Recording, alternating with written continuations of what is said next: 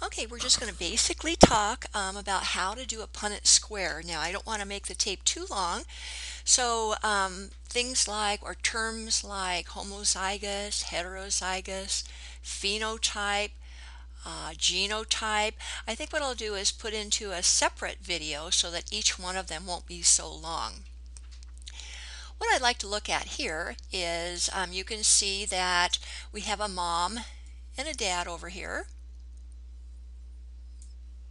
Get my pointer here.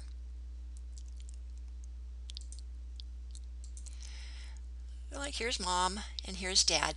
Now what I'm showing here, remember how humans have 23 pairs of chromosomes? So they'd have 46. These are, let's pretend that these are fruit flies, okay? So this is just one pair of all of the pairs of chromosomes that a fruit fly has. And I'm going to kind of draw it like this so that you can see this is the two chromosomes, and the gene that I want to talk about is a gene for red eyes. So you can see in the light blue color here on both of the chromosomes there is an area where there's information regarding the trait of eye color. Now you'll notice for this, being the mom here, that means that one of these chromosomes had to come from her mom and one actually had to come from her dad. And so now this is our mom that we're dealing with now, her chromosomes. Now the dad over here is the same thing. I've taken the same, he has the dad, fruit fly has multiple chromosome pairs. I again picked out the pair that has the gene on it for eye color again, and both again, I colored them in the light blue here. You can see that each chromosome has an area on it that deals with eye color for dad. And again, just like with mom, this one here came from his mom and this one came from his dad. Now what we're going to kind of do is we're going to have the mom and dad mate here and have additional babies now. So we want to see what kind of children would they have now. So what you do is you set up a block like this, and it has four squares in it. And what we do, let's just say that we're going to randomly decide what mom is and what dad is so that we can just practice doing our punnett square here. Why don't I say that mom here, let me erase this line right here. I don't think we need that. Why don't we say that mom here is on one chromosome, let's say that she has the dominant, so I'm going to put a capital R, the dominant allele or gene. Maybe she got that from her mom. And let's say on the other chromosome she has the recessive form of the gene for eye color. So I'll make it a small r. You'll notice that the dominant gene is always represented by a capital letter, and the recessive form of the gene is always represented by a lowercase letter. So we'll decide that mom in this case is going to be that, and let's go ahead and let's say that dad is the same thing, okay?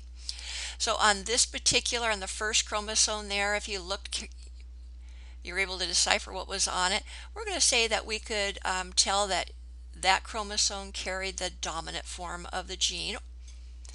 And then again, on the right-hand side, just like with mom, that the chromosome on the right is carrying the recessive form of the gene.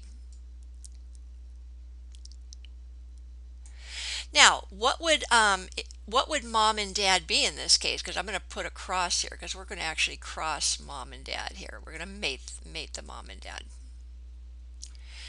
So if we looked at just the mom, right now, what would mom be? If this is her, this is what is on her chromosomes. We actually call that the genotype, but again, like I said, we're going to get into that later.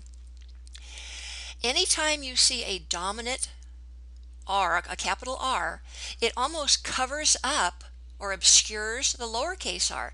So mom here would have red eyes. And dad over here, since he has at least one capital R, it obscures or covers up the recessive little r. So dad in this case has red eyes also. If we were to look at them, both of those fruit flies would have red eyes. So we're going to mate them, and let's just see what the probability of eye color is for their children. So what you can do, you can either put mom up here and dad over here, or you can put dad up here and mom over here. It doesn't make any difference at all. I'll go ahead and put mom up over here. Now in the eggs, remember that the chromosome number is going to be halved in the egg. Same thing with dad in the sperm. It's going to be halved so that when they come together, we have a right number of chromosomes for the new babies. So that means that mom can either give, in her egg, she could give a capital R chromosome, or she could give a recessive, the little r chromosome. So right over here, I'm going to put that mom has the capability of giving a capital R, or in the egg, she might have a little r. It could be either one. And dad has the same probability. Again, we don't want both of the chromosomes won't go into the sperm, because if both of them went for the dad and both of them went for the mom, they'd have four chromosomes too many. Probably the baby would die. So let's put over here that dad in the sperm could give the capital R, or he could give the little r, so the recessive r.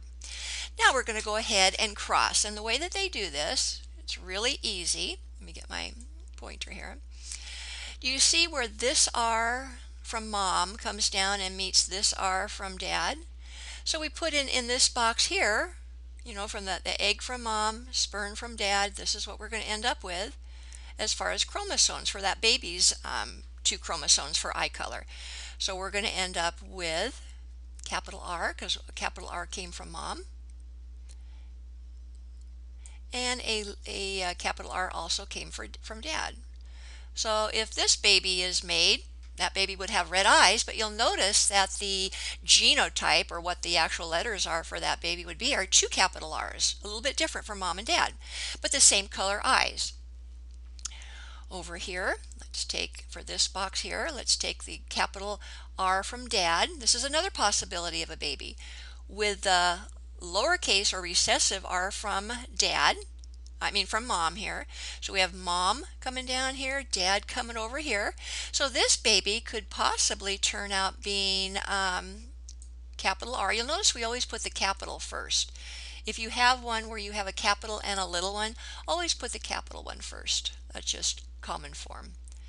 So that baby also would be red eyes, because he has at least one of the capital R's, and that would cover over this. So both of these babies, if they were born, both would look like they would have red eyes. But actually, if we looked at the genes, they look a little different. This red-eyed baby has 2 capital R's, and this red-eyed little baby has a capital R on one chromosome and a little r on the other chromosome when we're dealing with eye color. Same thing down here. We can go ahead and match these up. So capital R will come down here from mom. Little r will come over here from dad. So we'll have remember again, we put the capital first. We have a capital R, little r. And let's do this one over here. If the recessive R came down from mom with a recessive R from dad, what do we end up with here? 2 little r's. So this baby here, if this is the one that's made, remember all of these could be made. This baby here has no capital R. So this baby here is, we call it a homozygous recessive. From your reading, you may remember that. I won't go into that in great depth now. But this baby has white eyes. It's the only way that you can have a recessive trait show up is if you have 2 recessive genes, one from the mom and one from the dad.